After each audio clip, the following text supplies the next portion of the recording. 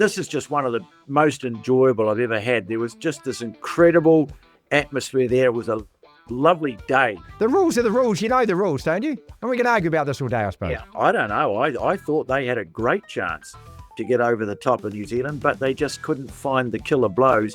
And they were denied also by some absolutely heroic defence from the All Blacks. DSPN is brought to you by Novus Glass, proud partner of the Special Olympics New Zealand.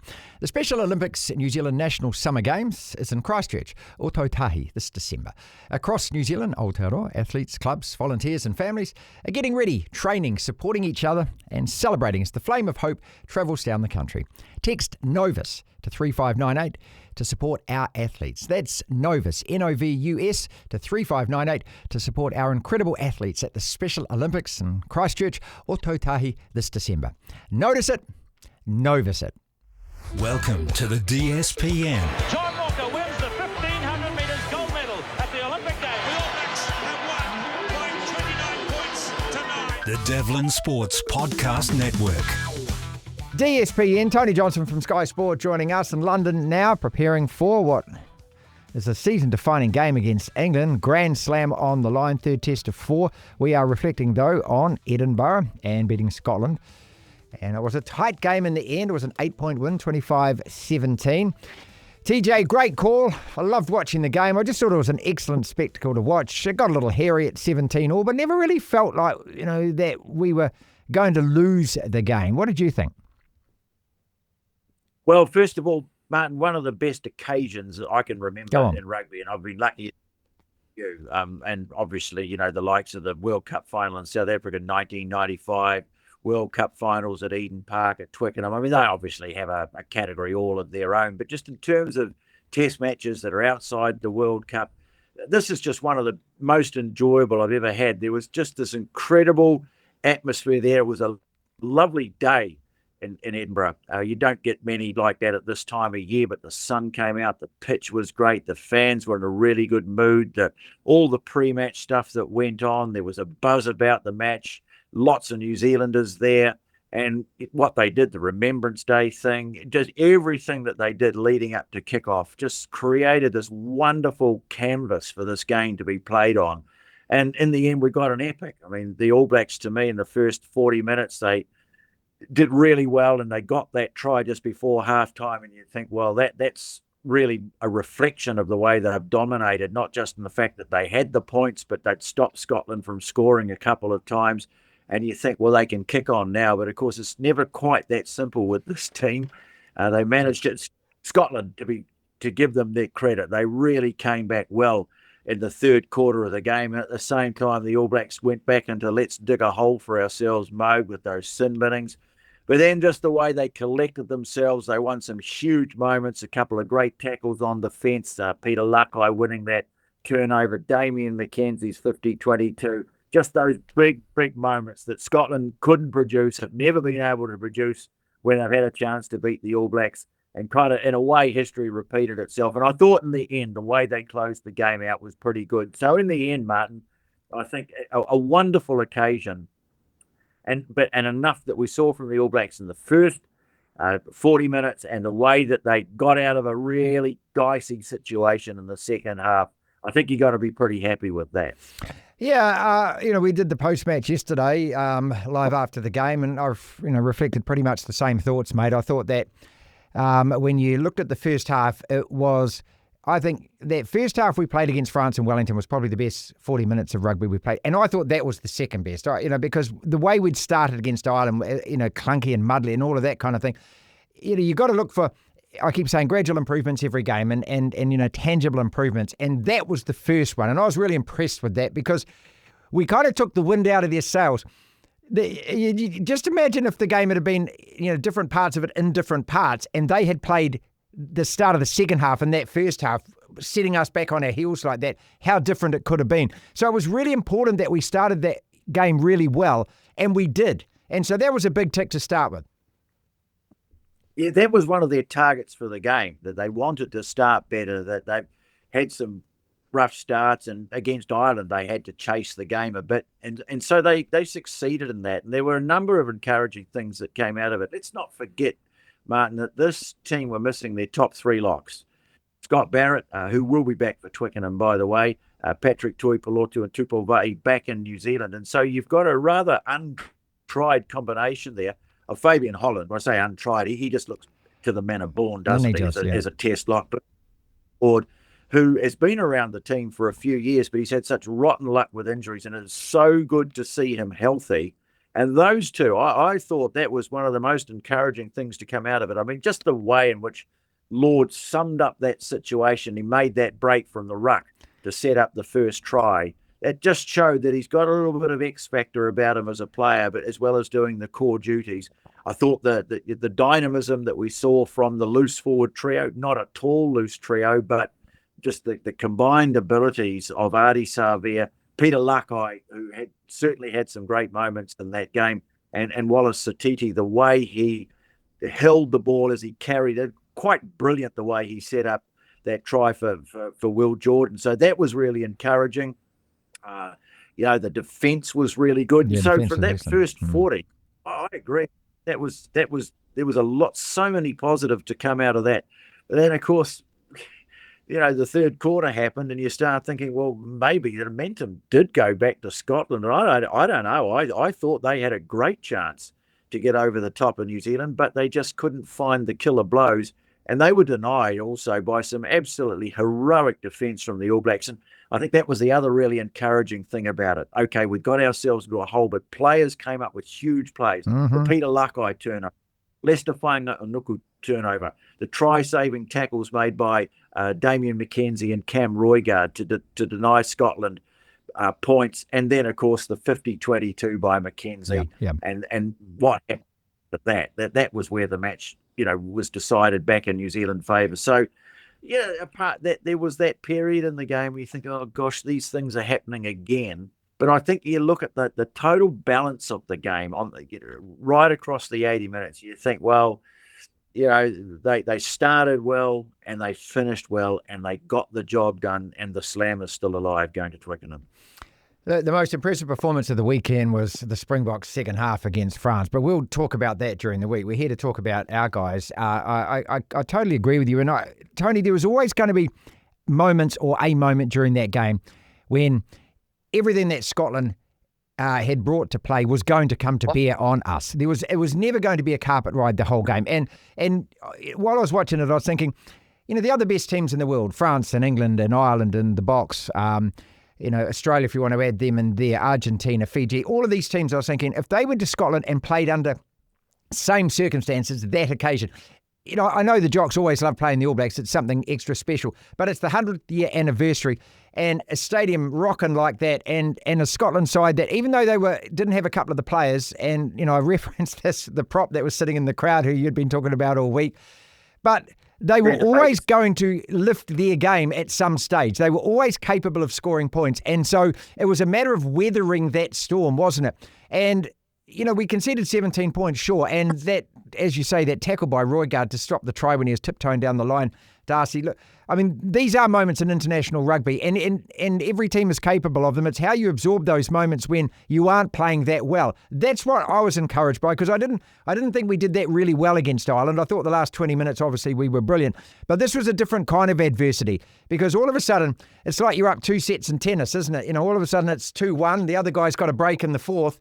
How are you going to regroup and come back? And these are questions that these players, the only answers they provide themselves in these matches.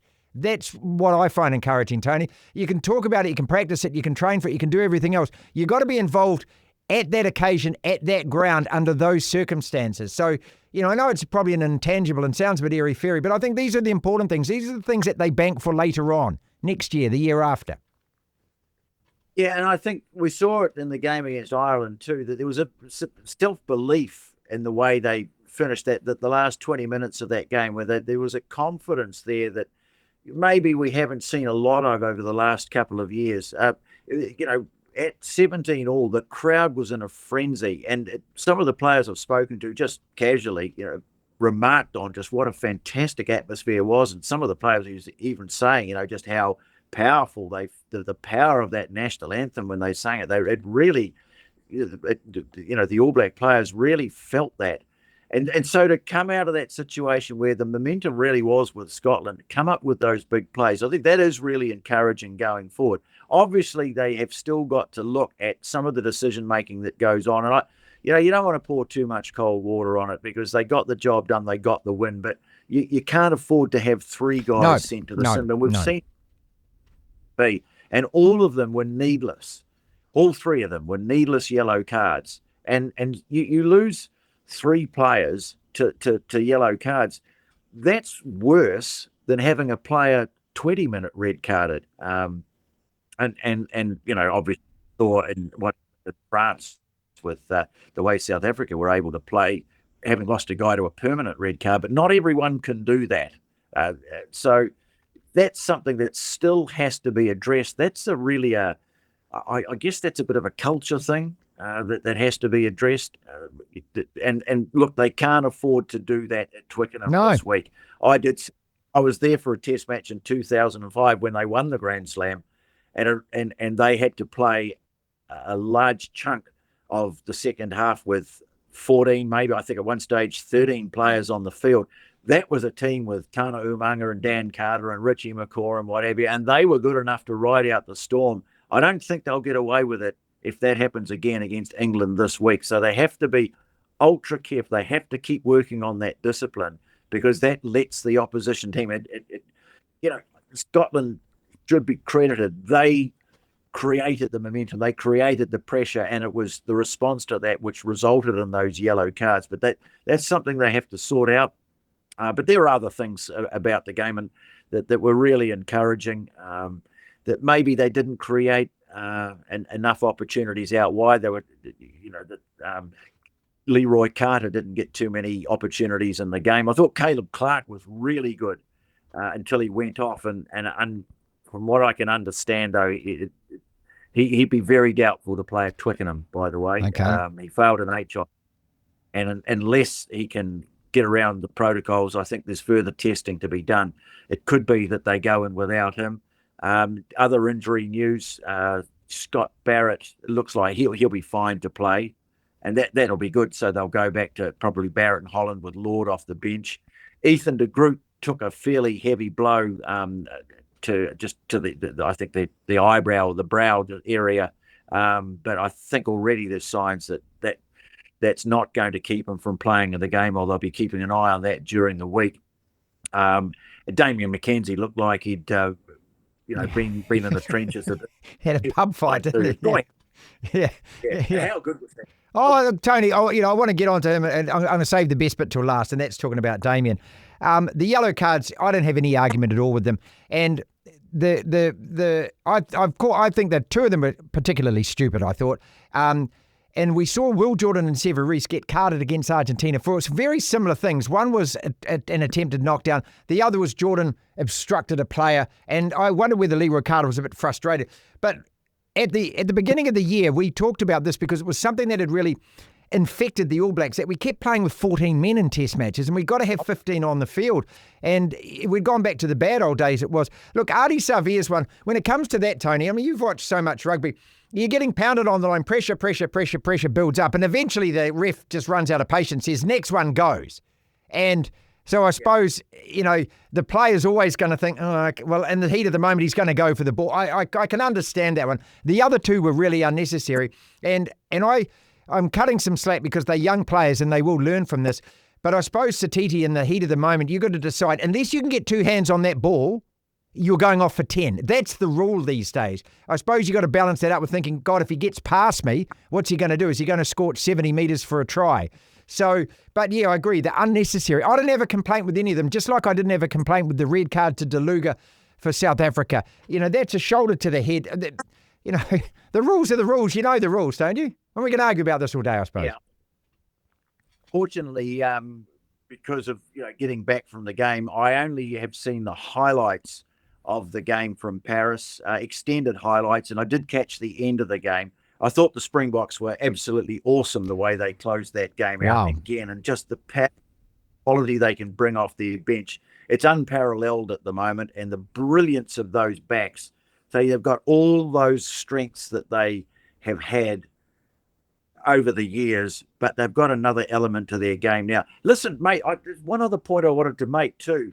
It's no coincidence to me that we saw two absolutely fantastic games of rugby at the weekend. I haven't had the opportunity to see the other games, but the All Blacks Scotland game and the South Africa France game, two absolutely fantastic games. What did they have in common? Great refereeing, mate. Australian referee. Yeah, great refereing. Yeah. Great referee. Yeah. I thought Mick Berry was excellent at Edinburgh. He gave the players every chance, but he told this is where the line's being drawn. And the team that actually responded to that situation was Scotland. They were on a warning and they were careful and they didn't pay for it with a yellow card. The All Blacks, when they went on a warning, they got a yellow card, then they got another and then another. The Satiti one, I mean, he knew straight away. Yeah. He thought he had it clearly, but as the minute he touched the ball, head in the hands, he knew he was going. And the Carter thing, I think you're right. That's sometimes what happens with effervescent players when they don't get involved in the game. Maybe sometimes the frustration can result in something like that. I'd still say though, I love the way Carter will just come in and make a tackle or ferret the ball out of a breakdown situation. He made an error of judgment. I doubt we'll see that again. Same, yeah. Because that was it. As I say, I just being a park it there. They can't Twickenham because those sorts of things that'll decide the game. And there's so much writing on the game now because I think with the state that Wales are in. They're done. I was following. Yeah, they 50 points, and I thought, whoa, it's ugly there. Yeah. Yeah. But so the Grand Slam, it once again, as it did in 2005, it really comes down to the game at Twickenham, and they're going to have to play really well. England aren't where they feel they should be right now in terms of their performance. They've got some exciting players coming through. There's always this thing with England where they're never quite sure who there's so much debate about what their best 15 is. You sometimes wonder whether they're not so sure about it. I suppose, are we going to be subjected to the referees being presented with a whole here we go dossier of things that the All Blacks do? Yeah, they go back to the McCaw days. That's what Borthwick's going to do this time. He's going to say, this guy McCaw used to come in like this, isn't he? Just leave it out. I'm with you, Tony. Get out of the ref's face. Let the referee tell you how he's going to ref it and then adapt to it. And we saw, as you said, I'm so pleased we saw two great spectacles. That was part of it. I was buzzing when I came in yesterday to do the show, Tony, because I'd got up and watched us, and then I'd watched the Box game, and I'd seen two great test matches, whereas the previous week against Ireland, it was such a hard watch at times, So that's international rugby. That's what you want the world to see, isn't it? Well, again, as I keep saying, I think World Rugby have got to ask themselves, what is it they want the game to look like? And to me, what we want the game to look like is what we saw in Edinburgh and what we saw in Paris. And it just, to me, is absolutely, it's no coincidence that they were refereed by, Nick Berry, who's a guy who he's copped criticism in the past. He was on the end of a tirade from Rassie Erasmus when, what was that, the Lions series in South Africa, wasn't it? But to me, in my opinion, Angus Gardner's the best referee in the world because he's always gives the players every opportunity. He is so clear in articulating his decisions to the players that there are no doubts. They know where the boundaries are. They know where the lines are drawn. So, as I say, I think we talk about some of the great performances we saw from players at the weekend. Only fair to give credit to those two guys refereeing those two. Tony, one of the things now that Caleb's not going to be there, you say with the HIA, if he's failed that, so the back three will get a rejig. Now, whether Rico comes back in, I don't know. Whether or not they put Leicester there, whether they rejig the midfield. But one real worry is still our inability under the high ball. And I saw a stat afterwards, and I'm not sure whether it was right or not, or whether it was just somebody had made it up, that we'd only caught 2 all game. And that remains a real worry and a concern because every team that's playing us is looking at that. And the Poms will do it as well, mate. So how do we solve that in a week? Or just give our confidence back at least? Yeah, look, as I've said in the past, I think the way the laws are now, where you're not allowed escorts, you're not allowed to, put players around the receiver. You've got to clear a path. If you get your kicks in the right place, well, the fact is that it's very hard to defend the high kicks. If you put your kicks where they need to go, you get the chase right. It's hard for the defending team. What we saw at the weekend was that they were getting up, they were getting hands to the ball, but sometimes they knocked it on or back off. So it's something that they're going to have to continue to work on. It's going to be interesting to see what they do. I mean, the options are: do they bring in Billy Proctor to play at centre and push Whainga-Onuku back to the left wing? Because that would be a natural fit. That would, because he's played so much of his rugby there. But of course, he's brought so much power to that centre role. His ability to, his post-contact meters must be pretty smart, because he's just proving so hard to put away. But so that's one possibility. Or they could go to Rieko Ioane on the left wing. And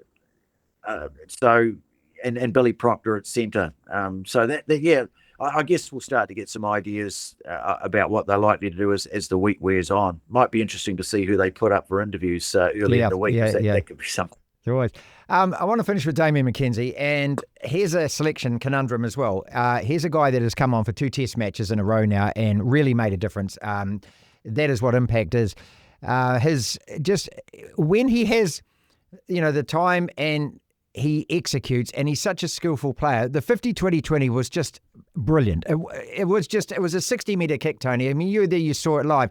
It was one of those ones, you don't know how the rugby ball's going to bounce, but man, that just changed the whole momentum of that game. It shifted us from our 22, bang, we were attacking. The way he wriggled that try, I don't know how many other players, and maybe a bigger player wouldn't have been able to get underneath and get down for that, but that's, I called it yesterday, it's gymnastics, it's physical strength, the determination of the bloke to get that down. He was there by himself. There were 2 or 3 defenders there with him. Then he botches the conversion, but he corrects himself and he kicks a really crucial big penalty, and that penalty put us out to 8. So, you talk about match-winning moments, the turnover from Leicester, the tackle from Roygaard, but Damian McKenzie on his own is coming off the bench and producing these, and he did it against Ireland too with that lovely little inside pass. A couple of years ago, 3 or 4 years ago, I remember against the Box in Wellington, he took that ball on his own and we didn't score a try. So this is real development in that player under the pressure of a situation to be able to do that. So my question is, what do you do with him? Do you keep him on the bench, or because he's playing so well, does he start now? It's funny, 'cause, I know you're such an avid football fan. I don't know. Do you ever remember a guy called David Fairclough that used to play? Come on for Liverpool, super sub. They scored goals in the 77 European Cup final run, the first time they won it. Cracking goals, Tony. I actually interviewed him for the House of Football years ago, yeah. Okay, and he survived that, which is great. But there's funny... So did you. Everyone thought, okay, he's got to go in the starting lineup, and he was never quite the same player when he started games. And this sometimes happens. I'm not saying that that's what Damian McKenzie's lot in life is going to be, but what I'm saying at the moment is this, perhaps, in the way that Bowden Barrett was in the 2015 World Cup coming off the bench, is this what they think in this particular moment? Just in terms of the task that they have in front of them, is this the best way to use Damian McKenzie? And look, in a way, it's all been painted into a little bit of a corner now, because they're going to have to pretty much, whoever's, as long as everyone's fit, they're going to stick with pretty much the same players for the game against England. I think they have to. Yeah. They've got to go in with what they see as their best team, and hopefully some of these other guys who've been carrying tackle bags, will get a run against Wales. But I just get this feeling at the moment that they're getting maximum value out of Damian McKenzie coming off the bench, because he can change the dynamics of a game. Now, don't forget, he also made a try-saving tackle. But the instinctive brilliance to sum up the situation and execute that 50-22, just coming off very good turnover made by a penalty one, I should say, a play by Peter Larkite. That was where the game turned. That was the whole turning point of the game. And then the way that he scored that try, I thought that King on it. I thought the fullback had him. To me, it almost looked like you know the bullies in the schoolyard chasing the little kid, but he's just can get away from them, that wriggle away from them and take off. And the way he did that, that just showed incredible determination and obvious real strength. Yeah, man. He's not a big man. Yeah. And you're right, that penalty, he didn't hit the conversion great, but that penalty, you knew then, that penalty goes over, the All Blacks win. There's no way Scotland, and I think Scotland were probably beaten by then anyway, but that removed any chance of them, and he absolutely nailed it.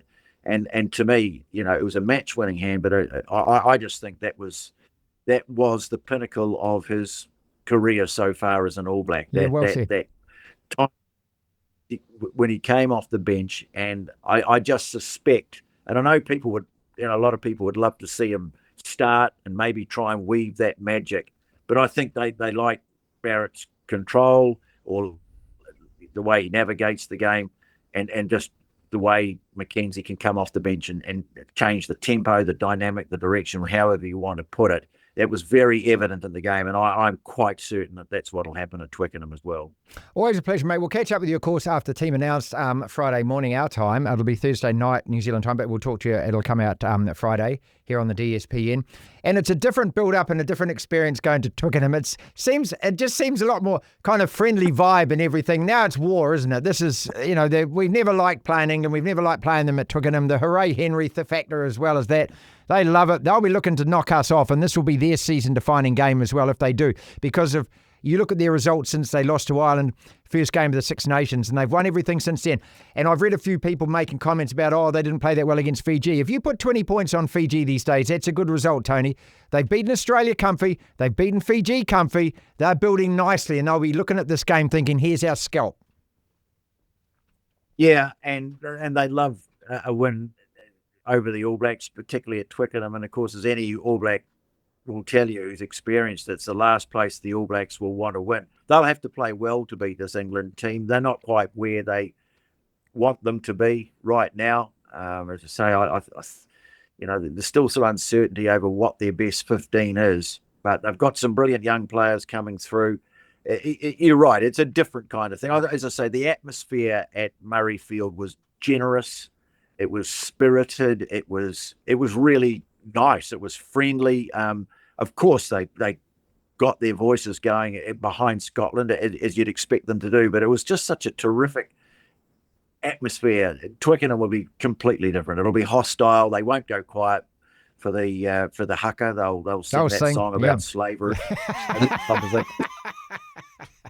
I don't mind, mate. If that's what they want to do, let them do it. I don't care. I'll get in the referee's face as well. So it's a hard place to win. And I'm not sure whether it defines the All Blacks' year.